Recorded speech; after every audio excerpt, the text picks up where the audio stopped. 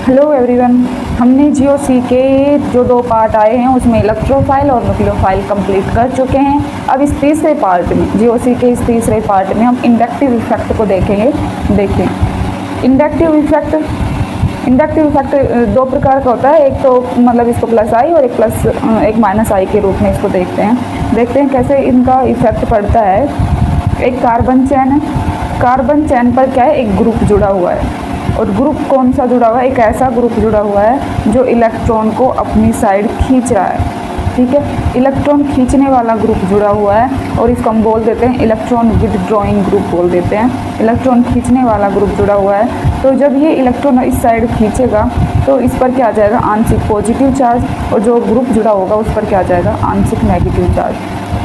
जैसे जैसे ये आगे और कार्बन की चैन बढ़ती है तो इसकी जो रिएक्टिविटी है, इसकी जो डिस्प्लेसमेंट होता है इलेक्ट्रॉन का, वो कम होता हुआ चला जाता है। ऐसे ही यदि यहाँ पर इलेक्ट्रॉन विथड्रॉइंग ग्रुप की जगह क्या जुड़ा हुआ, इलेक्ट्रॉन रिलीजिंग ग्रुप जुड़ा हुआ है, तो उसमें क्या होगा कि ये इलेक्ट्रॉन को यहाँ डोनेट करेगा तो इस पर क्या जाएगा, आंशिक पॉजिटिव चार्ज, और आगे चैन पर क्या जाएगा, आंशिक नेगेटिव चार्ज। यहाँ पर हम ऐसे भी देख सकते हैं जो ग्रुप जुड़ा हुआ है उसकी इलेक्ट्रोनेगेटिविटी क्या होनी चाहिए, ज़्यादा होनी चाहिए। इसकी बजाय जो ये कार्बन जुड़ा हुआ है उसकी बजाय इसकी इलेक्ट्रोनेगेटिविटी ज़्यादा होनी चाहिए।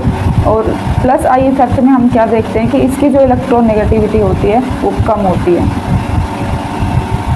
ये इफेक्ट धीरे धीरे जैसे जैसे आगे चैन बढ़ती जाती है वो इफेक्ट कम होता हुआ चला जाता है। सेम ऐसे इसमें भी होता है, प्लस आई और माइनस आई दोनों के लिए सेम होता है। चलिए अभी पढ़ते हैं inductive effect. The permanent displacement of sigma electron of carbon carbon bond along the carbon chain when an atom or group of atoms having different electronegativity then the carbon atom is attached with the chain is called inductive effect।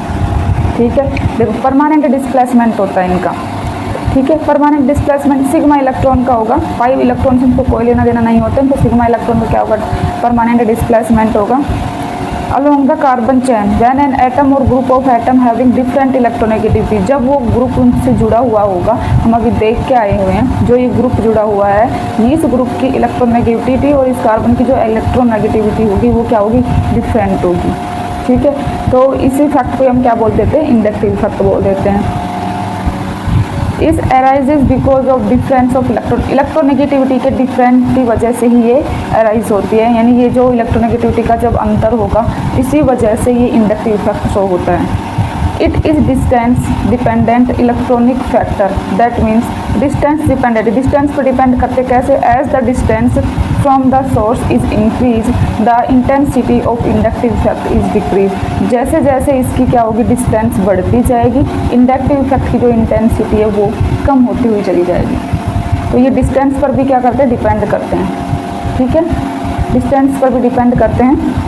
There is no inductive effect in between carbon hydrogen bond. Inductive effect carbon hydrogen bond के बीच नहीं होता है। In inductive effect partially displacement of sigma electron will be take place.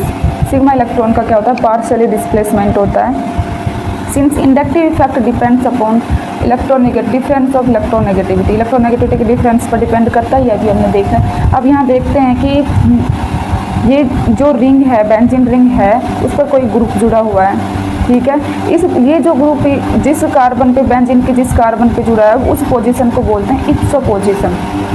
ठीक है, और दूसरे number का जो कार्बन जब आएगा उसको बोलते हैं ऑर्थो, तीसरे नंबर के कार्बन को बोल देते हैं मेटा, और फिर चौथे कार्बन को बोल देंगे पैरा। तो ये पोजीशन क्या होगी, इप्सो। अब हमने क्या कहा है कि जो इंडक्टिव इफेक्ट होता है वो डिस्टेंस पर डिपेंड करता है, तो इप्सो पर जो इंडक्टिव इफेक्ट लगेगा वो सबसे ज़्यादा लगेगा। जैसे जैसे डिस्टेंस बढ़ेगी उस पर कम होता हुआ चला जाएगा। ऑर्थो पे क्या होगा, इसकी बजाय कम होगा, और फिर मेटा पे ऑर्थो से भी कम हो जाएगा, पैरा पे सबसे कम हो जाएगा। तो इंडक्टिव इफेक्ट का इसमें ये ऑर्डर देख सकते हैं कि इप्सो में सबसे ज़्यादा इंडक्टिव इफेक्ट होगा, फिर ऑर्थो में, फिर मेटा में और फिर पैरा में। चाहे प्लस आई इफेक्ट हो चाहे माइनस आई इफेक्ट हो। फैक्टर अफेक्टिंग, कौन कौन से फैक्टर होते हैं जो इस इंडक्टिव इफेक्ट को इफेक्ट करते हैं, तो वहाँ देखेंगे। तो हम यहाँ भी पढ़ के आए हैं कि जो इंडक्टिव इफेक्ट होता है वो इलेक्ट्रोनेगेटिविटी के डिफरेंस पर डिपेंड करता है। सबसे पहले हम यही देखेंगे कि इलेक्ट्रोनेगेटिविटी है वो माइनस आई के तो क्या होती है, प्रोपोर्शनल होती है, समानुपाती होती है। ठीक है। लेकिन प्लस आई की क्या होती है, एंटी प्रोपोर्शनल होती है। इसका मतलब ये है कि जितनी ज़्यादा इलेक्ट्रोनेगेटिविटी होगी उसका माइनस आई इफेक्ट उतना ही ज़्यादा होगा और प्लस आई इफेक्ट उतना ही क्या होगा, कम होगा। ठीक है, यहाँ हम देख सकते हैं कि जब पीरियोडिक टेबल होती है उसमें लेफ़्ट टू राइट चलते हैं तो इलेक्ट्रोनेगेटिविटी बढ़ती है, इलेक्ट्रोनेगेटिविटी बढ़ती है। अब यहाँ पर हम ऑर्डर वही देखेंगे कि इलेक्ट्रोनेगेटिविटी किस पर डिपेंड करती है, फिर हम आगे डिसाइड कर लेंगे कि इलेक्ट्रोनेगेटिविटी बढ़ रही है तो माइनस आई इफेक्ट बढ़ रहा है और इलेक्ट्रोनेगेटिविटी कम हो रही है तो प्लस आई इफेक्ट बढ़ रहा है। चलिए, इलेक्ट्रोनेगेटिविटी लेफ़्ट टू राइट चलते हैं पीरियोडिक टेबल में तो इंक्रीज होती है और अप टू डाउन जाने पर क्या होती है, डिक्रीज होती है। ठीक है, इलेक्ट्रोनेगेटिविटी यहाँ चार्ज पे भी देखो डिपेंड कर रही है। पॉजिटिव चार्ज बढ़ने के साथ साथ क्या हो रही है, इलेक्ट्रोनेगेटिविटी कम हो रही है। फिर ये न्यूट्रल आ गया और न्यूट्रल के बाद क्या हो रहा है कि इसमें नेगेटिव चार्ज बढ़ रहा है, नेगेटिव चार्ज बढ़ने के साथ साथ भी क्या हो रही है, कम हो रही है। इलेक्ट्रोनेगेटिविटी ऑक्सीडेशन स्टेट पर क्या डिपेंड करती है, जितनी ज़्यादा ऑक्सीडेशन स्टेट होगी उसकी इलेक्ट्रोनेगेटिविटी उतनी ही ज़्यादा होगी। जैसे मैंगनीज पे +7 चार्ज है, लेकिन यहाँ पे देखना ये सेम होना चाहिए, सेम होगा तभी इसमें अंतर करेंगे। इस वजह से मैंगनीज पे +7 चार्ज का और मैंगनीज वाले +4 है चार्ज, इस पर ऑक्सीडेशन स्टेट इतनी है 4 है, तब इन दोनों में यदि कंपेयर किया जाता है तो इलेक्ट्रोनेगेटिविटी मैंगनीज +7 की ज़्यादा होगी। ठीक है, जेड इफेक्टिव ज़्यादा होगा तो इलेक्ट्रोनेगेटिविटी भी ज़्यादा होगी और जितना ज़्यादा साइज़ होगा उसकी इलेक्ट्रोनेगेटिविटी उतनी ही कम होगी। अब यहाँ देखो, यदि इलेक्ट्रोनेगेटिविटी डिसाइड करके हम यहाँ जा सकते हैं कि उसका माइनस आई और प्लस आई होगा क्या होगा, लेकिन हम यहाँ भी देख सकते हैं कि जितना ज़्यादा साइज़ होगा इसका मतलब उतनी ही कम क्या होगी, इलेक्ट्रोनेगेटिविटी, और जितनी कम इलेक्ट्रोनेगेटिविटी होगी उतना ही कम माइनस आई इफेक्ट होगा और उतना ही अधिक क्या होगा, प्लस आई इफेक्ट होगा। ठीक है, परसेंटेज कैरेक्टर पर भी डिपेंड करता है इलेक्ट्रोनेगेटिविटी। परसेंटेज कैरेक्टर बढ़ने के साथ साथ बढ़ेगा, ये सबसे इम्पोर्टेंट फैक्टर आ जाता है। ज़्यादातर सवाल सॉल्व इसी से हो जाएंगे। बॉन्ड एंगल पे भी क्या करता है, डिपेंड करता है। अब देखिए, यदि इसका हाइब्रिडाइजेशन क्या हो, sp हो, sp2 हो या sp3 हो, तो sp में परसेंटेज कैरेक्टर कितने होते हैं, 50%, sp2 में कितने होते हैं 33%, 33.3%, और sp3 में कितने होते हैं 25% होता है। तो परसेंटेज कैरेक्टर क्या हो रहा है, घट रहा है। तो परसेंटेज कैरेक्टर घट रहा है तो इसमें क्या हो जाएगा, इलेक्ट्रोनेगेटिविटी भी घटेगी। ठीक है, इसका मतलब है कि sp में इलेक्ट्रोनेगेटिविटी क्या है, सबसे ज़्यादा है, और सबसे ज़्यादा है sp की, तो इसका माइनस आई इफेक्ट सबसे ज़्यादा होगा और प्लस आई इफेक्ट sp3 का सबसे ज़्यादा होगा। ठीक है, तो sp का तो क्या होगा, माइनस आई इफेक्ट सबसे ज़्यादा होगा और sp3 का क्या, प्लस आई इफेक्ट सबसे ज़्यादा होगा। एंगल से भी डिसाइड कर सकते हैं कि 180 डिग्री का एंगल बना हुआ है, ज़्यादा है एंगल इनकी बजाय, तो इसमें क्या होगा, माइनस आई इफेक्ट होगा, तो इनमें क्या हो जाएगा, प्लस आई इफेक्ट हो जाएगा। इलेक्ट्रॉनिक कॉन्फ़िगरेशन का इलेक्ट्रोनेगेटिविटी पर या इंडक्टिव इफेक्ट पर कोई प्रभाव नहीं पड़ता है। ठीक है, रिंग की साइज़ का पड़ता है। देखो, जितनी बड़ी रिंग होगी उसका जो इलेक्ट्रोनेगेटिविटी होगी उतनी ही कम होगी। इलेक्ट्रोनेगेटिविटी रिंग के साइज़ के एंटी प्रोपोर्शनल होती है। अब देखो, जितनी बड़ी रिंग होगी उतना ही कम क्या होगा, इलेक्ट्रोनेगेटिविटी, तो इसका मतलब क्या होगा, उसका प्लस आई ज़्यादा हो जाएगा और माइनस आई क्या हो जाएगा, कम हो जाएगा। सीधी सी बात है। अब यहाँ पे इंडक्टिव इफेक्ट क्या है, inductive effect is respective in nature. इसका मतलब ये है कि जो इंडक्टिव इफेक्ट हम देखते हैं फिक्स नहीं होता किसी के लिए, कि हम मान सकते हैं कि मेथेन हमने ले लिया या कुछ भी और ले लिया, कोई भी ग्रुप ले लिया, तो फिक्स नहीं कर सकते कि इसका माइनस आई ही लगेगा या इसका प्लस आई ही इफेक्ट लगेगा।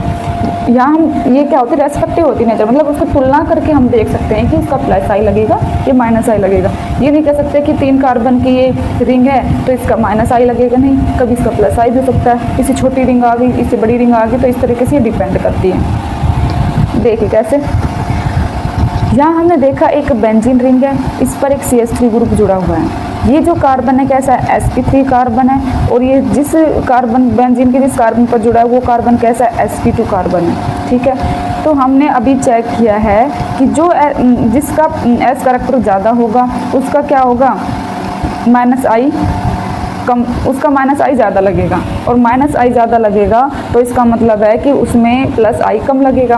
तो परसेंटेज कैरेक्टर किसमें ज़्यादा है, sp2 का परसेंटेज कैरेक्टर ज़्यादा है तो इसका क्या लगेगा, माइनस आई लगेगा, यानी बेंजीन रिंग यहाँ पे माइनस आई इफेक्ट दिखाएगी।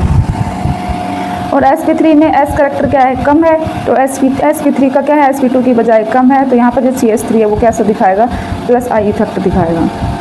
दूसरा हम यहाँ पे चलते हैं तो देखो बेंजीन पर कौन सा ग्रुप जुड़ा हुआ है, एक एल्काइन ग्रुप जुड़ा हुआ है, ठीक है। अब यहाँ पे जो कार्बन है उसका कौन सी हाइब्रिडाइजेशन है, sp, और ये जो कार्बन है उसका क्या है, sp2। अब हम यहाँ देख सकते हैं कि sp का परसेंट एस करेक्टर ज़्यादा होता है, sp2 का परसेंट एस करेक्टर कम होता है। जिसका परसेंट एस करेक्टर ज़्यादा होता है उसके लिए इलेक्ट्रोनेगेटिविटी ज़्यादा होती है, और हमें पता है इलेक्ट्रोनेगेटिविटी जिसकी ज़्यादा होगी माइनस आई इफेक्ट उसी का ज़्यादा होगा। तो इस पर क्या लगेगा, माइनस आई, और इस पर क्या लग जाएगा, प्लस आई लग जाएगा। अब यहाँ देखो, ध्यान से देखो, यहाँ जब बेंजीन रिंग का माइनस आई इफेक्ट लग रहा था वहीं इसी बेंजीन रिंग का क्या लग रहा है, प्लस आई इफेक्ट लग रहा है। इसका मतलब ये कैसे होती है, रेस्पेक्टिव इन नेचर होता है इंडक्टिव इफेक्ट। ये हम किसी से तुलना करके ही बता सकते हैं कि इसका माइनस आई इफेक्ट लगेगा या फिर प्लस आई इफेक्ट लगेगा। ऐसे हम रिंग में देखते हैं, हमने क्या कहा, जितनी बड़ी रिंग होगी उसका प्लस आई इफेक्ट लगेगा, छोटी रिंग का माइनस आई इफेक्ट लगेगा। ऐसे दूसरे एग्जांपल में देखते हैं कि ये 4 कार्बन की है और ये 5 कार्बन की है, तो बड़ी रिंग का क्या लगेगा, प्लस आई, और छोटी रिंग का क्या लगेगा, माइनस आई। यहाँ देखिए ये 4 कार्बन की रिंग है यहीं, और यहाँ पर भी 4 कार्बन की, यहाँ तो इसका प्लस आई इफेक्ट दिखा रहा है और यहाँ इसका क्या दिखा रहा है, माइनस आई इफेक्ट दिखा रखा है। तो इसका मतलब है कि फिक्स नहीं कर सकते कि 4 कार्बन की है तो ये माइनस आई दिखाएगा या फिर प्लस आई इफेक्ट दिखाएगा। वो हम चेक करेंगे कि किसके साथ ही जुड़ी हुई है, जो दूसरी रिंग है वो छोटी है या बड़ी है, उसका इलेक्ट्रोनेगेटिव नेचर देखेंगे कि ज़्यादा है या फिर कम है।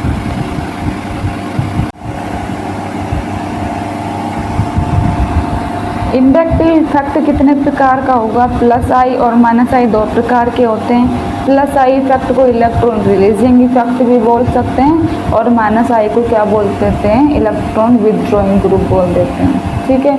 अब इनका हमें ऑर्डर याद करना पड़ेगा कि किसका ज़्यादा लगेगा।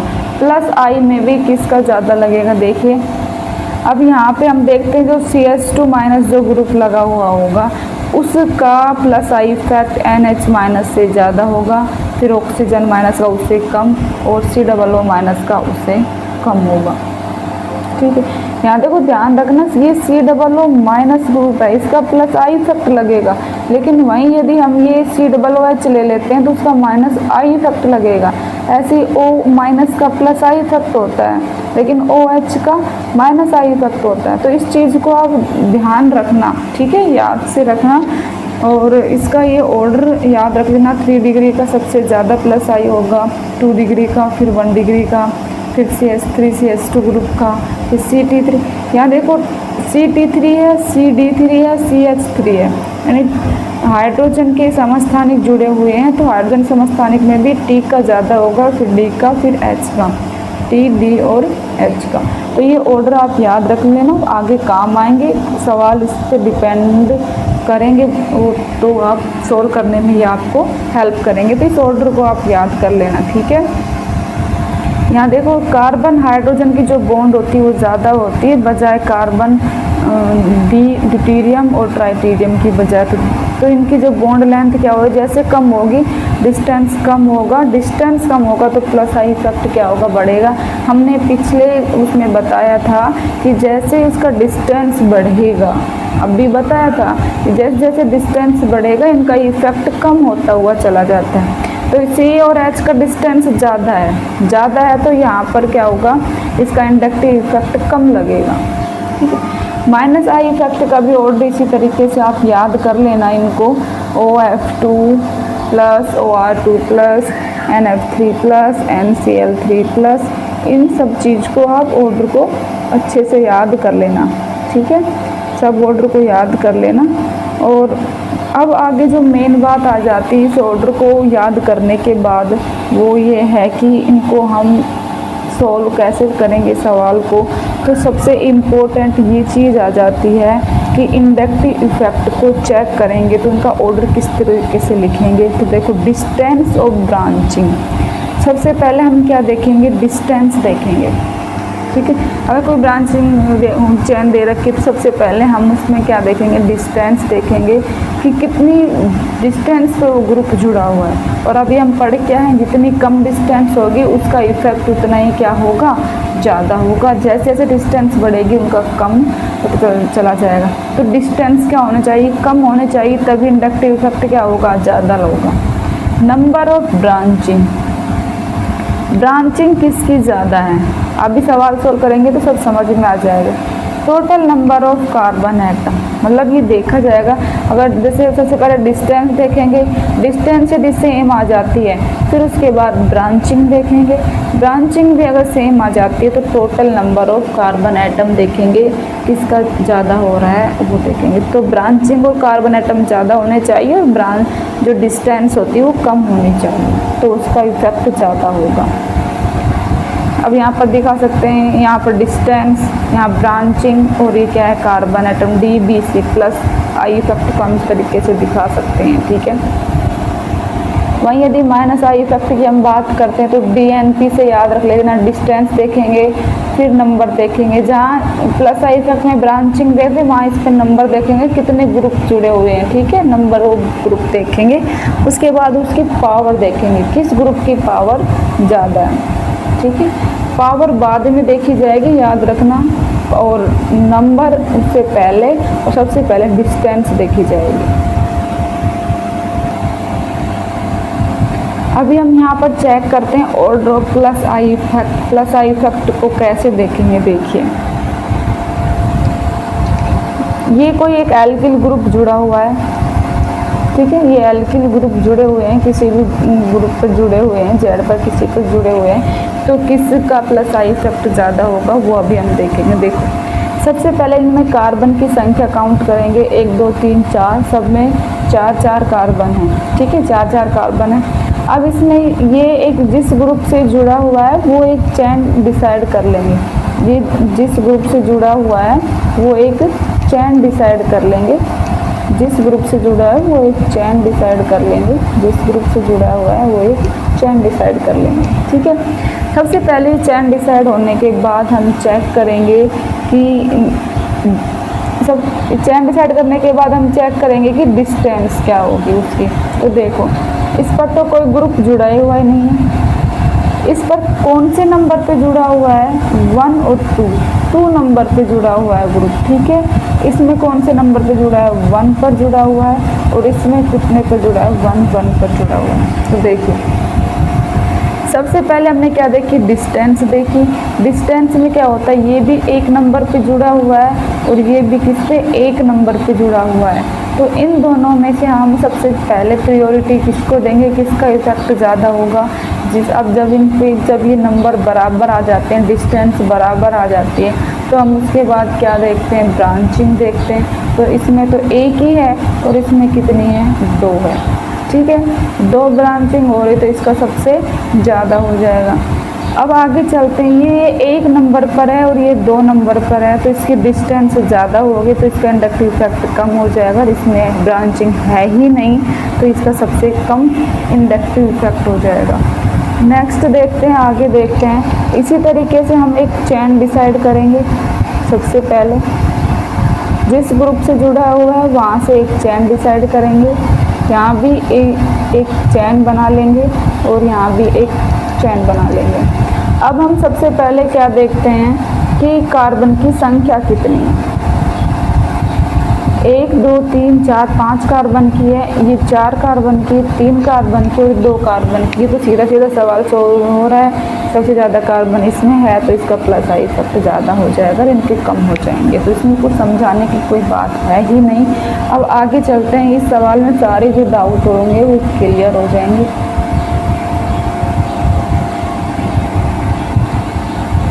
कार्बन की संख्या यहाँ पर देखो कितनी है, अभी नहीं, 1 2 3 4 है, 1 2 3 4, 1 2 3 4 5, 1 2 3 4 5 6, 1 2 3 4 5 है। लेकिन अब कार्बन की संख्या ये मत देखना कि यहाँ पर तो 5 कार्बन है और यहाँ पे तो 4 कार्बन ही है तो 5 कार्बन वाला ज़्यादा हो जाएगा, नहीं। कार्बन की संख्या हम बाद में देखेंगे, उससे पहले हम देखेंगे कौन से नंबर पर ब्रांचिंग हो रही है, डिस्टेंस कितनी है। जैसे अब यहाँ पर हमने ये चेन डिसाइड की है यहाँ पे, तो इस चेन पे 1 नंबर पर भी क्या है, ये ग्रुप है और यहाँ भी 1 नंबर। इसमें हम देखेंगे तो क्या देखेंगे कि इसमें तो सिर्फ 1 ही ग्रुप जुड़ा हुआ है, इसमें 1 नंबर पर 2 ग्रुप जुड़े हुए हैं, ठीक है। तो इनमें ज़्यादा किसकी हो जाएगी, इसकी ज़्यादा हो जाएगी, क्योंकि इस पर क्या है ब्रांचिंग 2 है, इस पर ब्रांचिंग केवल डिस्टेंस दोनों की बराबर है, एक एक नंबर पर है, लेकिन ब्रांचिंग इसमें कितनी है 2 है, इसमें कितनी 1 है, तो इसकी ज़्यादा हो जाएगी। इसकी और इसकी कंपेयर करें तो कैसे करेंगे कि इसमें 1 नंबर कार्बन पर है, इसमें 2 नंबर पर है, हालांकि इसमें ब्रांचिंग 2 है, 1 और 2 है, लेकिन पहले हम देखेंगे क्या डिस्टेंस देखेंगे, तो इसमें तो 1 नंबर पर है, इस पर 2 नंबर पर है, तो इसकी ज़्यादा हो जाएगी, इसकी क्या हो जाएगी कम। इन दोनों में कंपेयर करेंगे तो वही ब्रांचिंग क्या आ जाएंगे, इसमें ब्रांचिंग 2 है, इसमें ब्रांचिंग 1 है, डिस्टेंस दोनों के बराबर है, ब्रांचिंग का अंतर है।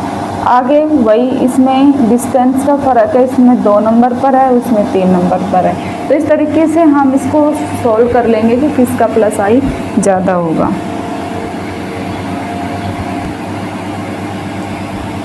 प्लस आई और माइनस आई इफ़ेक्ट पढ़ने के बाद, कंप्लीटली अच्छे से समझने के बाद हम इनके एप्लीकेशन देखेंगे।